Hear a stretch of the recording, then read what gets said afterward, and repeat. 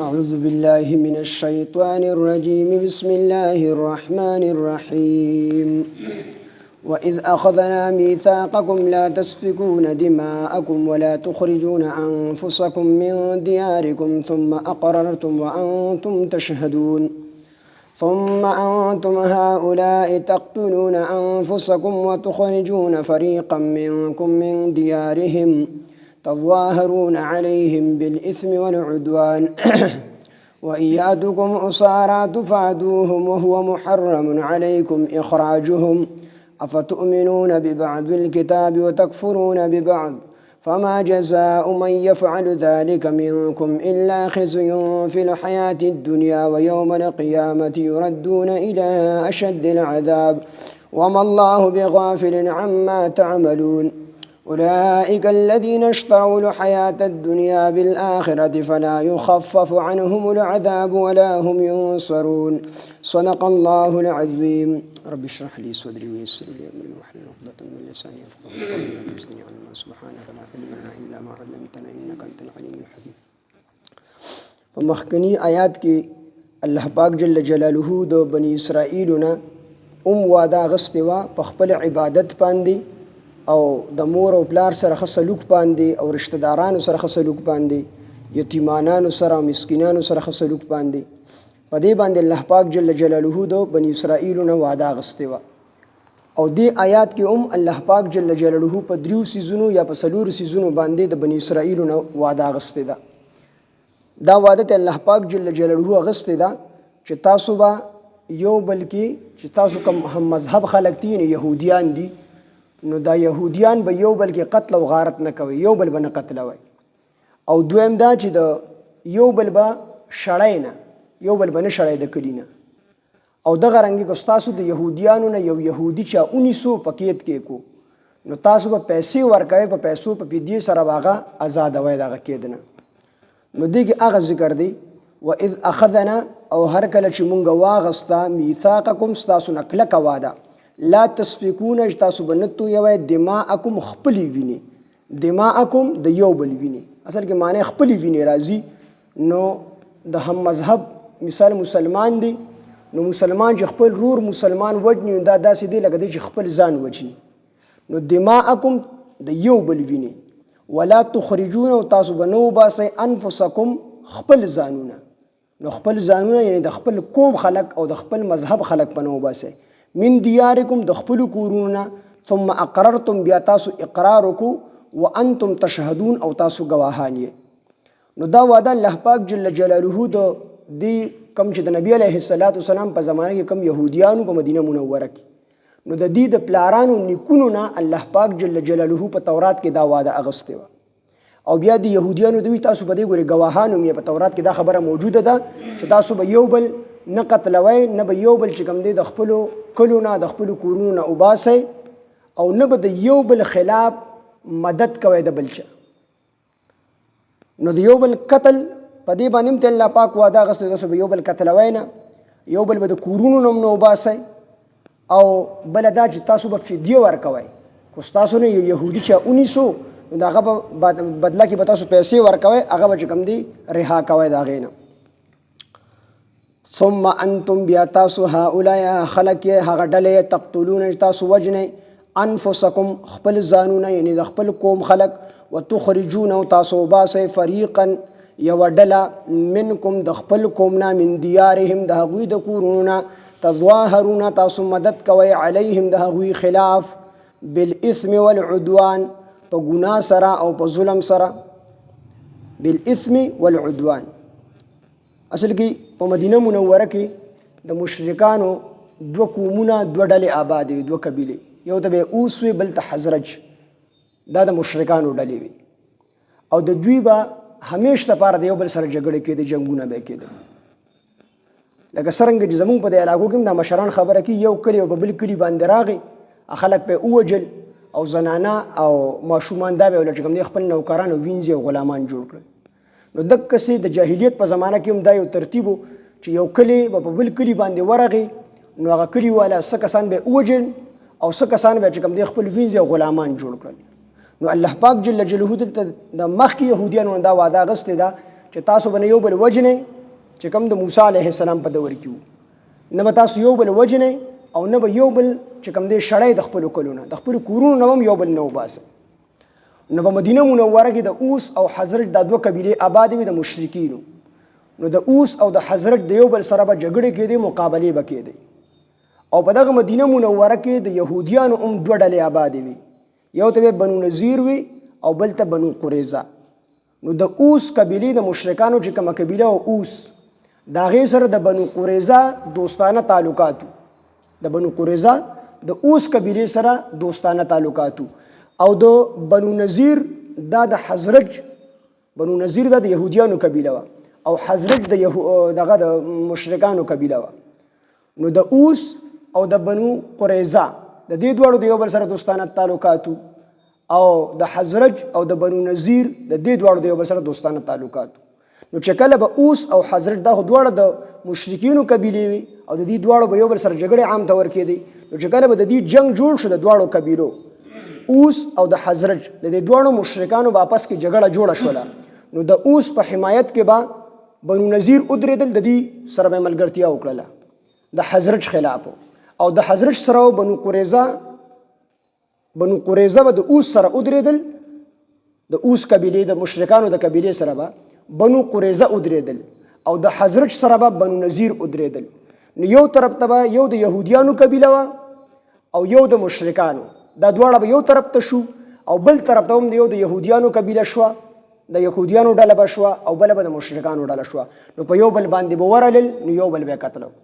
نو چې یو طرف ته په جنگ کې یهودیان وي مشرکان وي، نو د یهودي د لاسه یهودي هم قتلېږي او مشرک هم قتلېږي، دواړه د یو بل د لاسه. داسې نه وي چې ته پکې یهودي ته سیټ ته شه د بل سره جګړه کوم، هغه به یو ډله شوه، یعنی یهودیان او مشرکان به شریک چې کوم دی یو ډله شوه یو طرف ته، او بل طرف ته هم دا دواړه قبیلې را یو ځای شوې، نو د دواړو مخالف به شولې، نو یو بل به یې قتل کو. نو په دې کې به چې کومه قبیله غالبه راله، کومې دواړې قبیلې به غالبې رالې، نو هغه به هغه نور خلک کو مشرکان به وو کو یهودیان به وو، هغه به د کورونو نه هم وویستل، جلا وطن به یې کړل، د کورونو به یې وویستل او د هغې په ځمکو په کورونو باندې به یې قبضې هم وکړلې. نو الله پاک جل جلاله دې ته وایي چې زه ستاسو د پلا او دویمه خبره، نو چې کله د یهودیانو د دې جګړه خو به وشوله د دواړو قبیلو، یعنی اوس او حضرت، نو د دې دواړو سره چې کوم دی یو طرف ته هم د یهودیانو قبیله او بل طرف ته هم د یهودیانو قبیله وه.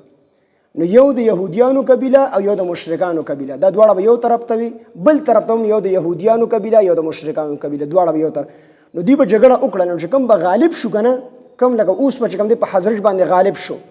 نو حضرت والا به څه به چې کوم دی ووجل، څه به چې کوم دی وشړل، د هغې په ځمکو په کورونو باندې به یې قبضې وکړلې، هغه به چې کوم دی د کورونو نه وباسل. نو دا عمل به یې کوو. خو که چېرې دې کې یو بنو نذیر او بنو قریظه وه، نو که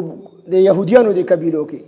نو دوی به د دې مشرکانو سره ملګري شو، د خپل یهودیان به ورسره هم وویستل د کورونو نه. خو که چېرته د دې د یهودیان به یې قید کړل که نه، قید به یې کړل، نو دوی به بیا پیسې ورکړې او خپل یهودي به په پیسو باندې رازاد کو.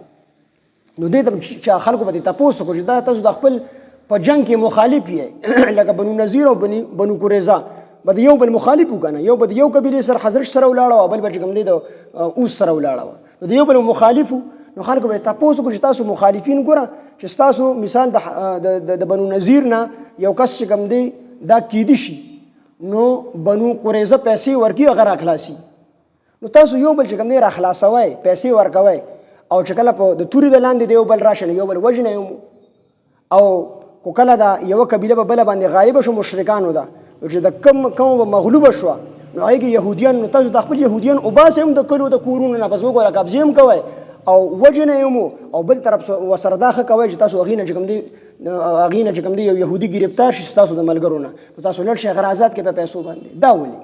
نو دوی به ورته دا د الله پاک حکم دی موږ ته. الله پاک فرمایي چې کله ستاسو یو ملګری هم مذهب کس چې کوم دی ستاسو د مذهب یعنی یهودي څوک ګرفتار کړي، نو تاسو پیسې ورکوئ او هغه به آزادوئ. نو چا به دې تپوس وکړو چې یاره تاسو خو پیسې ورکوئ، دومره لویه قرباني کوئ، نو بیا یې وژنئ ولې؟ دا هم د الله پاک حکم دی، په تورات کې ستاسو نه وعده اخیستې ده چې تاسو به یو بل نه قتلوئ، نو خپل یهودیان په خپله باندې قتلوئ، او دا وعده د نه هم اخیستې ده چې د کورونو نه به یې نه وباسئ، شړه به یې نه، نو تاسو شړئ هم او وژنئ هم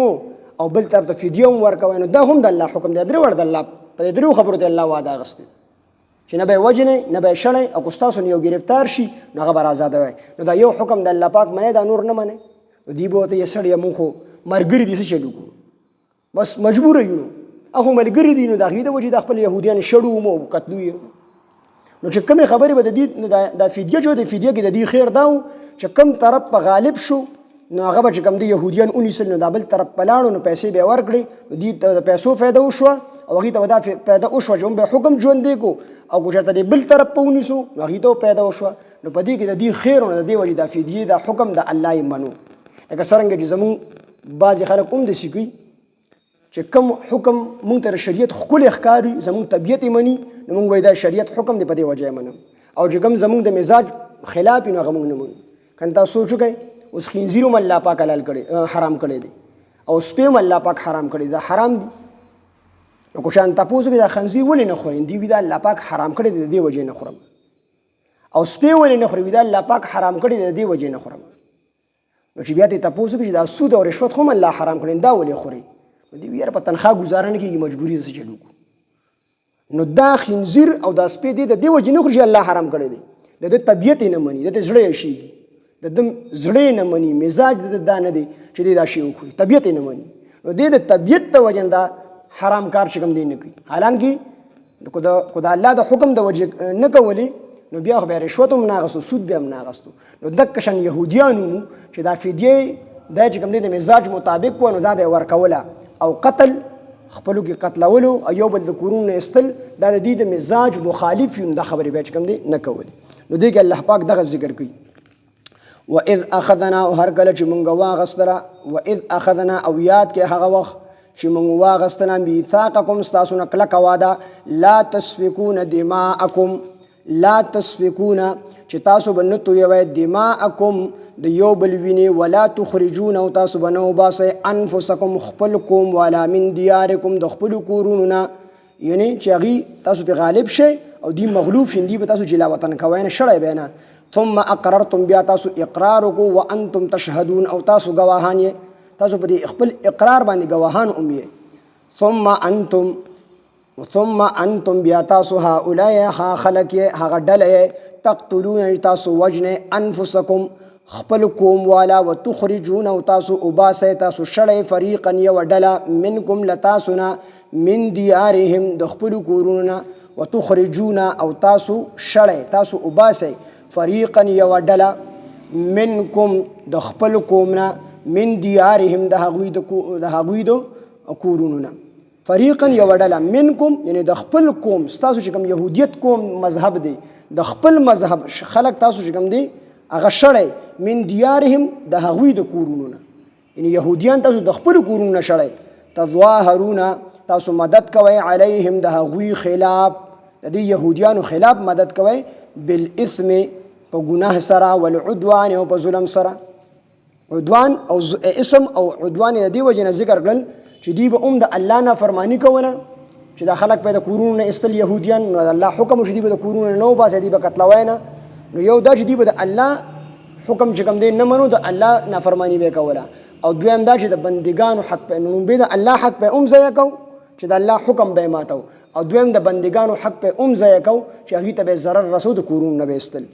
تظاهرون تاسو مدد کوئ علیهم د هغوی خلاف یعنې د دې خپلو یهودیانو خلاف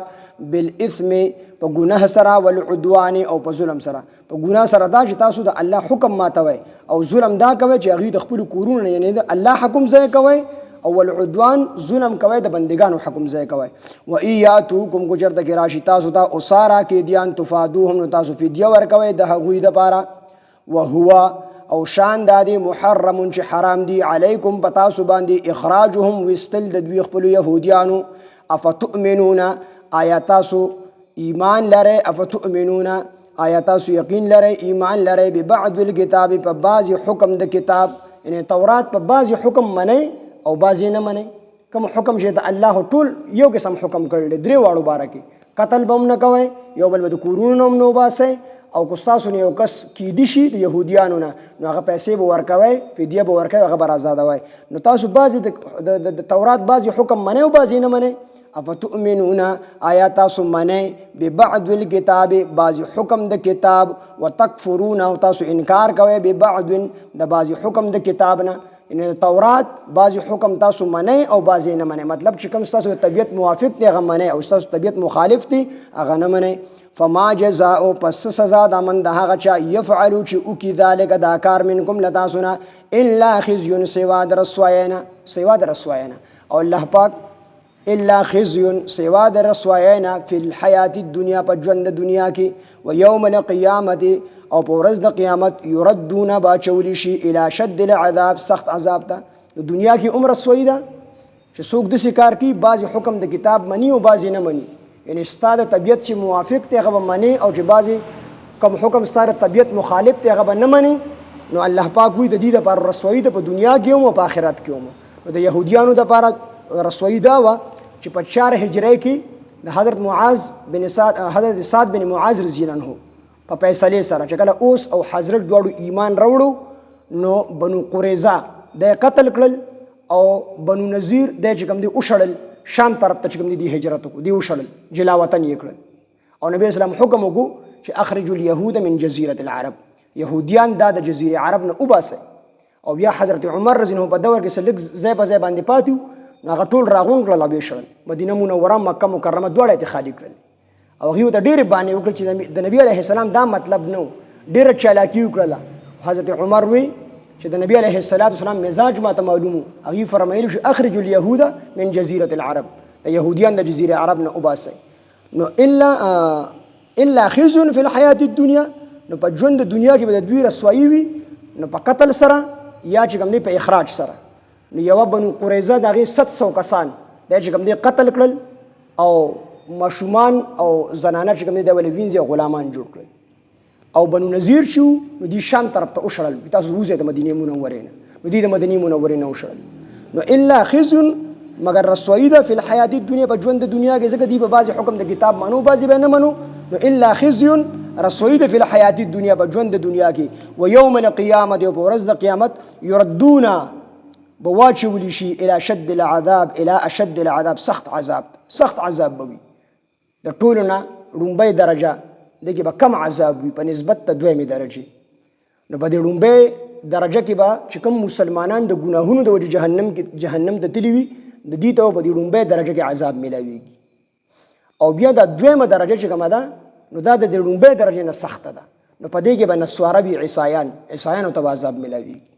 او بیا د دریمه درجه د جهنم چې کومه ده نو په دې کې به یهودیانو ته عذاب میلاویږي، سخت عذاب به ورته میلاویږي. او دا ټولو نه اخیری درجه ده چې ده نو دې کې به منافقانو ته ان المنافقین فی الدرک الاسفل من النار، منافقین به د جهنم د ټولو نه په هغه لاندې درجه کې، نو ټولو نه سخت عذاب دا د منافقین وي. او د هغې نه لږ کم دا به چې کوم دی د یهودو وي، او د نسوارو د عیسایانو به د هغې نه لږ کم وي، او د عامو مسلمانانو دا به د هغې نه لږ کم وي. خو کم عذاب چې کوم دی په دې لومبۍ درجه کې چې کوم عذاب دی نو دغه اور د دې دنیا د اور نه، یعنی د دنیا د اور د هغې اور اویایمه حصه ده، یعنی یو کم اویا حصې زیات تیز اور چې کوم دی د جهنم د لومبۍ درجې هغه دی. الله دې موږ د ټولو نه بچ کړي. نو په دې کې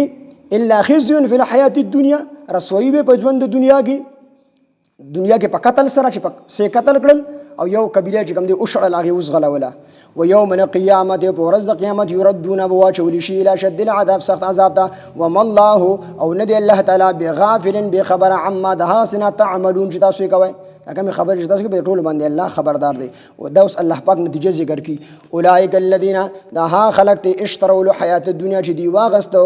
ژوند د دنیا، حیات الدنیا ژوند د دنیا مطلب لذتونه د دنیا، د دنیا کې چې کوم خوشحالی وي او کوم راحت او آرام دي ته میلاوېدو نو هغه یې واغستو بالآخرت په بدله د آخرت کې، یعنی آخرت بیلو او دنیا کې لږ غوندې لذتونه خوشحالی هغه یې قبول کړل. نو فلا یخفف پس نه بشي سپکولی عنهم العذاب د دوی نه عذاب، ولا هم ینصرون او نه به د دوی مدد کولی شي، نه به د دوی نه عذاب سپکېږي او نه به د دوی مدد کېږي. واذ اخذنا او هر کله چې مونږه یاد که هغه وخت چې واغستله مونږه میثاقکم ستاسو نه کلکه واده، لا تسفکون چې تاسو به نه تویوئ دماءکم خپلې وینې، یعنی دماءکم د یو بل وینې، ولا تخرجون او تاسو به نه وباسئ انفسکم د خپل کوم خلق من دیارکم د خپلو کورونو نه، ثم اقررتم بیا تاسو اقرار وکړو، بیا دې په دې وعدې باندې اقرار وکړو، دا خبرې قبول کړې په ټیم کې. وانتم تشهدون او تاسو په گواهان یې په دې هر څه باندې چې تورات کې کوم وعده الله پاک تاسو نه غسترین باغی تاسو گواهان هم یې ثم انتم هؤلاء بیا تاسو ها خلق تقتلون تاسو قتلوي انفسکم هم مذهب خلق یعنی خپل خلق د خپل قوم خلق وتخرجون او تاسو باسه فریقا یوډلا